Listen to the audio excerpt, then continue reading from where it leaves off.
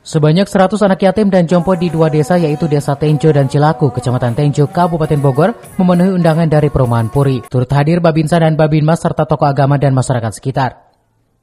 Berburu keberkahan dalam bisnis perumahan di kawasan tersebut, santunan yatim dan jompo ini untuk ketiga kalinya dilaksanakan oleh developer Puri Tenjo, selain berbagai kebahagiaan bersama anak yatim dan jompo. Saat ditemui usai santunan, General Manager Puri Tenjo Syamsuri Abdillah Nasution mengatakan bahwa acara kegiatan ini rutin dilaksanakan tiap tahun sekali untuk santunan yatim dan jompo untuk mendekatkan diri dengan warga masyarakat di dua desa tersebut.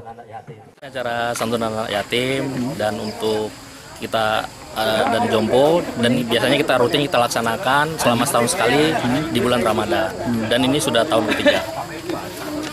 Kita di sini itu supaya saling mengenal ini dengan warga Cilaku dan warga Tenjo. Itu. Ya mudah-mudahan dengan hadirnya developer di perumahan Puri Tenjo ini bisa memberikan dampak positif buat masyarakat di sekitar. Harapannya Bang? Harapannya mudah-mudahan ke depannya Puri Tenjo ini bisa lebih sukses dan warga sekitar dapat menikmati dampak yang positif buat masyarakat, khususnya untuk perekonomian ke depan. Lebih lanjut, Syamsuri berharap dengan hadirnya developer bisa berdampak positif untuk masyarakat setempat dan menumbuhkan perekonomian masyarakat. Dari Tenjo, Kabupaten Bogor, Iman Abdurrahman melaporkan.